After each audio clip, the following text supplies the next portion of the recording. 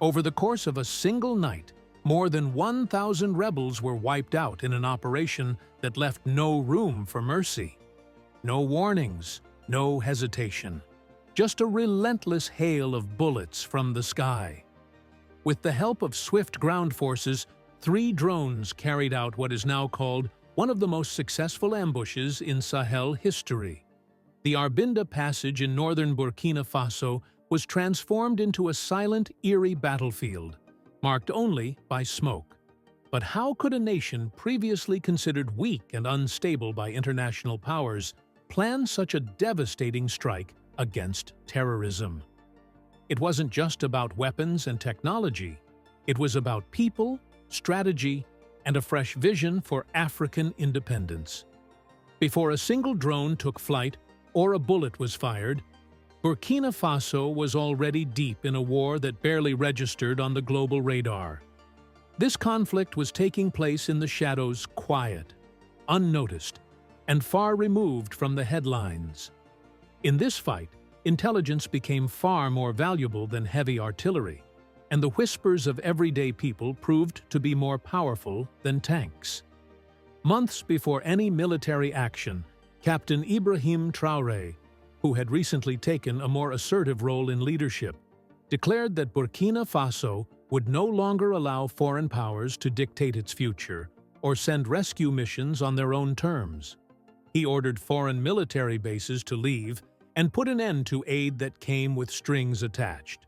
Traore knew that sovereignty wasn't something you could take for granted, it had to be defended.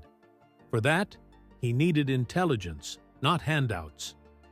In a country where militants often blend in with local populations, their knowledge of the land and people became their most potent weapon. Instead of relying on foreign security contractors or Western intelligence, Traore turned to the very people who had lived through the terror. Displaced villagers, farmers, herders, and women who had witnessed militant activities formed the heart of a new resistance. In northern Burkina Faso, an invisible network of informants began to take shape. This was the beginning of what many would later call the Whisper War. These weren't professional spies, just regular citizens, shepherds who followed unusual tracks, women who noticed strange motorcycles passing through villages, and children who learned to recognize unfamiliar accents. They became the eyes and ears of Burkina Faso, creating an intelligence force that no satellite could match. Rather than getting lost in foreign embassies or sitting in dusty government files, this vital information began flowing into new, fast-response tactical cells in the country. However, raw intelligence alone wasn't enough. The military needed clear vision not just for defense, but to stay one step ahead. That's when Captain Traore made a critical change. He dismantled outdated bureaucratic structures and replaced them with a unified command system. Instead of departmental silos, real-time drone surveillance was combined with local intelligence. Volunteers, known as the VDP, Volontaires pour la Défense de la Patrie, started working alongside top military strategists. This partnership formed a decentralized yet highly effective network of defense and intelligence, led by the people themselves. It wasn't long before reports started coming in about increased rebel activity in the Arbinda corridor. Weapons were being moved. Fighters were gathering. A slow-moving convoy of terrorists was forming. But this time, Burkina Faso was ready. They weren't going to sit back and react. They were going to strike first. The success of the mission wasn't just about military tactics, it sent a clear message. Africa could reclaim its sovereignty without relying on foreign help. It was proof that empowered local people, bold leadership, and homegrown innovation, not foreign troops, could pave the way to security and dignity. The rebels, confident in their seeming invisibility, were making a huge mistake. They acted as though Burkina Faso was still blind to their movements, as it had been in the past when international powers made empty promises. But this time, things were different. A quiet revolution in strategy and surveillance had already taken root. The rebels didn't realize how many eyes were watching them from above. Small drones, some barely bigger than birds, silently hovered in the sky, invisible to the human eye and hidden by the sun. They weren't just toys, these were part of a new generation of locally improved surveillance technology created in partnership with non-Western allies who shared their tech without any strings attached. The drones followed the rebel convoy's every move, mapping out their path in real time. Some drones flew ahead, scouting potential ambush sites and escape routes, while others stayed behind to monitor transmission signals. Tactical command centers tracked every shift, every stop, and every unexpected detour. On the ground, preparations continued in silence. Elite snipers took up positions in newly identified hotspots, while VDP militia built hidden bunkers along natural choke points. Helicopter crews rehearsed insertion drills under full blackout conditions. Through it all, one command was repeated: do not engage. The deadliest weapon in this operation wasn't firepower, it was patience. The rebels were watched for nearly 2 months. The goal was not to attack prematurely, but to wait for the perfect moment, when their defeat would be total and irreversible. Everything in the plan was designed for one purpose: total, irreversible destruction. The battleground was set long before the convoy reached the final stretch of the Arbinda corridor. What appeared to be open ground was actually an intricately crafted trap. Every stone, bush, and line of sight had been factored into a meticulously designed strategy. The hundreds of militants, traveling in a variety of vehicles from trucks and motorcycles to technicals, had grown comfortable with the terrain. They were familiar with the route, having traveled it many times without issue. For them, it was just another day. Loot, move, regroup, repeat. What they failed to recognize was that Burkina Faso was no longer the country they had once known. They had entered a carefully planned kill zone, one designed using modern tactics rather than the chaos of a war-torn country. Their first shock came in silence.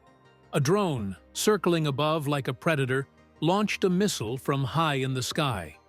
It struck the lead vehicle with surgical precision, taking out the armored vehicle that carried their heavy weaponry and top commanders. It was a decapitation, not just an attack. Then chaos erupted. The convoy screeched to a halt. Some fighters tried to reverse, weapons drawn, scanning their surroundings for the unseen attacker. Within moments, another missile hit the last vehicle, trapping the entire convoy. They had nowhere to go, nowhere to run. The insurgents had become like a cornered animal. What followed was a highly calculated, coordinated attack from both air and ground forces, not just an airstrike. Drones guided artillery fire, while snipers took out key figures. Helicopters swooped low, strafing the rebels before disappearing into clouds of dust. This was not the kind of warfare Africa had seen before. It wasn't developed in Western war rooms, but shaped by African ingenuity, born out of necessity and survival. Under Captain Ibrahim Traore's leadership, it was propelled by the collective wisdom of a nation pushed to its limits. By the time the dust settled in Arbinda, it was clear that Burkina Faso was no longer the victim. It had become the predator. The Sahel had just entered a new era. The 3 drones that hovered above were not merely tools of destruction. They were navigational guides, expertly guiding the rebels into a trap. Each maneuver directed them toward strategic choke points, where Cobra commando units lay in wait, poised for the perfect moment.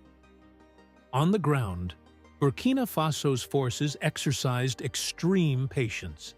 They allowed the insurgents to move deeper into the trap, staying hidden in the underbrush. The rebels, growing anxious, began to panic. Then, at the perfect moment, the third drone switched off its lights and hovered motionless over the center of the convoy. That was the signal. It was about to begin. Snipers, positioned at the edge of the forest, took aim. They didn't target just anyone. They focused on high-value individuals, commanders, communications officers, and key spotters. Every shot was calculated, based on weeks of intelligence and drone surveillance. Within minutes, the rebel leadership collapsed. That's when the ground assault began. BIR forces moved in from the east, while Cobra commandos attacked from the north, creating a deadly trap. Helicopters swooped in, their machine guns spraying fire as flares lit up the night sky, casting an eerie glow over the battlefield. Every sound, every flash of light was designed to break the rebels' morale. But it wasn't just superior weaponry that made the attack successful. Among the ranks were the Volunteers for the Defense of the Homeland, VDP, ordinary citizens who had transformed into soldiers. These were not trained warriors. They were farmers, mechanics, traders, and teachers, people who had lost everything to the insurgents and were now determined to take it back. They fought with a raw, unyielding resolve. As the rebels attempted to flee, thinking the dense bush might offer an escape, they found themselves met with yet another layer of preparation. The escape routes had been lined with hidden traps and tripwires, leaving no place to hide. The operation lasted for 6 hours. To call it a battle would be a misnomer. This was not a fair fight. It was an annihilation ruthless, calculated, and thorough. By dawn, the air was thick with smoke, the remnants of the carnage. Over 1,000 rebels were dead. Dozens more, injured and captured, would serve as future intelligence sources. The most remarkable part? Not a single civilian in Burkina Faso was harmed. The villages were untouched. No innocent lives were lost.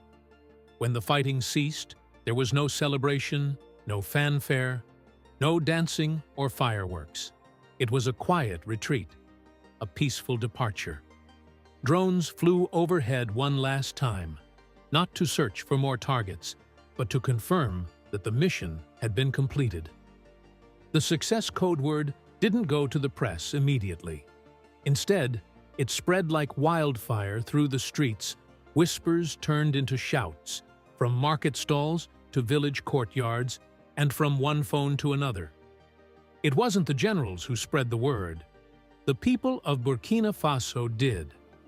What followed wasn't just a military victory, it was a cultural shift. A clear sign that Burkina Faso was no longer the hunted. It had become the hunter. But the story doesn't end here. How was such precision possible? What resources did Burkina Faso have that the world's superpowers failed to provide? And how did Burkina Faso's most effective weapon turn out to be drones, once thought to be the exclusive tools of wealthier nations? Leave your thoughts in the comments below. And if you found this video informative, make sure to like, share, and subscribe for more educational content. Let's keep pushing forward. When the gunfire echoes eventually subsided over the Arbinda corridor and the smoke started to drift, it was evident that the true mastermind of the operation was not only on the ground, but also in the sky. The drones, despite their apparent coldness and mechanicality, stood for something very human: foresight. They didn't just happen to show up. Captain Ibrahim Traore had recognized the reality that war had changed long before the operation, something that many regional commanders had overlooked. No longer were numbers or outside assistance used to win it. It was won by data, vision, and the determination to develop according to your own rules. Neither were Burkina Faso's adversaries marching in formation or rolling in tanks. Shapeshifters, they moved like shadows, blended into trees, and concealed in settlements. conventional warfare was unable to harm them. Bravery was not enough to defeat them. You wanted eyes in the sky that never blinked. Captain Ibrahim Traore therefore started subtly establishing authority in an area the rebels couldn't equal or control, the air, without creating a spectacle. But purchasing ostentatious drones to win over foreign benefactors wasn't the goal here. Neither did Burkina Faso wait for used NATO equipment or shop in Western surplus stores. This was a whole different matter. A different kind of relationships gave rise to Traore's drone program, one free from colonial overtones, conditions, or lectures. Despite Western disapproval, these collaborations brought about something considerably more beneficial: accuracy, independence, and respect. Drones weren't all Traore acquired. He devised a system. Young engineers, some of whom had received their training abroad, others had learned on their own in back rooms and online discussion boards, were summoned by him and given the audacious task of making these devices the backbone of Burkina Faso's defense. No intermediaries, without any delays, merely inventiveness. And the result? The drone fleet was created especially for Burkina Faso's environment and dangers, rather than being borrowed or copied. With their thermal vision, certain drones were long-range spies that could follow people's movements from a great distance. Others were nimble assassins, able to locate and murder targets in a matter of seconds. The most revolutionary weapon, however, was the micro-drone unit's small, silent devices that could fly through tree canopies and spy on enemy camps while transmitting real-time intelligence to command centers located far inside. But technology by itself cannot win wars. Traore recognized that. Thus, he completely redesigned the training program. They retrained entire infantry teams, not just drone pilots. They learned how to move under the direction of the air. On the basis of drone feedback, field units adjusted their operations. The helmets included built-in targeting systems. Even the VDP volunteers, who were previously ill-prepared and isolated from elite troops, were provided with basic drone systems to identify adversaries and plan attacks. Within a few weeks, the battlefield was unified into a single network. Real-time synchronization of eyes, hearing, and minds was in addition to the troops and weaponry. All of a sudden, militants were getting caught in unseen traps. Within hours of being set up, camps were demolished. The convoys were destroyed before the scouts could issue warnings. It was a time of confusion. Radio intercepts by insurgents recorded frantic conversation. They discussed betrayal, regarding ghosts, of adversaries perceiving the future. However, magic was not used. It took math, programming, and the guts to revise the rules. Most amazing of all, this change occurred quickly. Analysts started calling Burkina Faso's actions fourth-generation warfare within a few months, a term typically used to describe elite military that can integrate intelligence, air, and land in real order. Perfecting it is still a challenge for most Western forces. Here, however, was Burkina Faso landlocked, undervalued, and formerly ridiculed, carrying out coordinated drone warfare with such accuracy that battle-hardened rebels fled in confusion. However, the influence extended beyond the battlefield. Something more profound was altered: the definition of power. Traore's reputation extended beyond that of a soldier or a leader. A man who saw sovereignty as infrastructure as well as territory, he was becoming a systems thinker. His drone policy made it clear to the world that we would not be following your antiquated plans. Our own is being created. As the continent was filled with appreciation for the viral drone footage and the battlefield successes, a more complicated topic started to emerge. Actually, what was Traore saying? To his folk? For the rebels, to the international powers that continue to fly like vultures over the Sahel, wins are delicious indeed. It becomes one. It provides motivation. It puts skeptics to rest. But expectations, something more sinister, are also awakened. The Arbinda ambush marked a sea change in the history of the country and was more than just a military victory. The image of Burkina Faso was changed from one of a defenseless victim to one of a fearless leader. The influence of Captain Ibrahim Traore's daring initiative in the Sahelian political stalemate was felt beyond national boundaries. What occurs next is the crucial question now that the procedure is over. The mission's scope and accuracy have heightened expectations among the Burkinabe people as well as from enemies. Traore has elevated the bar. He has demonstrated the potential of a country that ceases to depend on others and begins to make its own choices. However, success has its own set of hardships. Anything less might feel like failure from this point on. This is the burden of winning. Both national leadership and local defense groups have demonstrated their effectiveness to the public. Future assaults or security lapses will therefore be greeted with inquiries rather than justifications. In the past, people questioned, "Can our army do this?" And now they'll question, "Why didn't they?" Now, maintaining the effort rather than fighting is the true problem. Planning, labor, and most importantly, ongoing intelligence collection are all expensive components of operations like Arbinda. The surveillance must never stop. Informers must be protected. Upgrades and maintenance are necessary for drones. Rest and retraining are necessary for soldiers, as is the assurance that their government would continue to assist them long after the gunfight is over. And passion alone is insufficient to run this system. High-tech warfare wears down even the most dedicated combatants, regardless of how effective it is. Weariness and malfunctions can swing the scales. Volunteers are not machines. The rebels, meanwhile, are still very much alive. Even though they are injured, they are reorganizing, dividing into smaller groups, going more into the shadows, and altering their paths.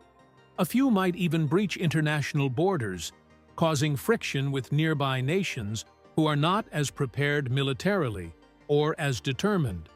Burkina Faso runs the risk of drawing threats it didn't expect as it assumes a more active military role. Not to mention the political front. Bold and unyielding, Traore's style feeds on movement. But powerful speeches are not enough to achieve actual sovereignty. Infrastructure must be rebuilt. Institutions of government need to be improved. Additionally, those who rejoiced in the triumph must start to experience genuine, long-lasting transformation. Just having security won't be sufficient without access to clean water, employment, education, and justice. It appears Traore knows this. He's already experimenting, including using the military to cultivate crops, create roads, and boost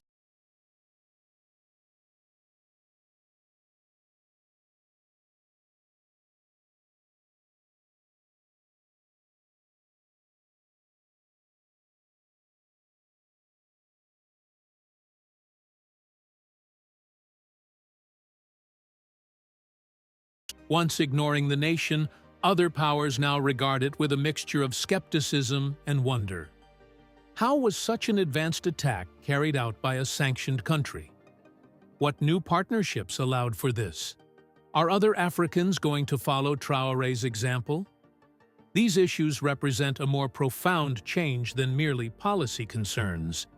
It is no longer believed that Burkina Faso is a passive client state. Today, it is a pathfinder and a symbol. Additionally, this gives it a fresh target for global power struggles as well as militants. The real battle, some would argue, has only just begun. Because establishing an independent nation involves more than just eliminating foreign powers and combating radicals. It's about creating systems that stand the test of time. Systems that maintain their integrity under duress, their commitment to the people they serve, and their concentration in peace. Perhaps the corridor was cleaned by Traore's men. It's possible that his drones destroyed the convoy. His greatest obstacle, however, is yet to come. It's not too loud. It does not explode. It's a steady, silent, and slow battle for endurance. For the sake of legitimacy. For an immovable Burkina Faso that is not only free, the nation itself serves as the battlefield this time. So, what are your thoughts? But should other countries follow Traore's example? And are they able? Leave a comment below with your thoughts.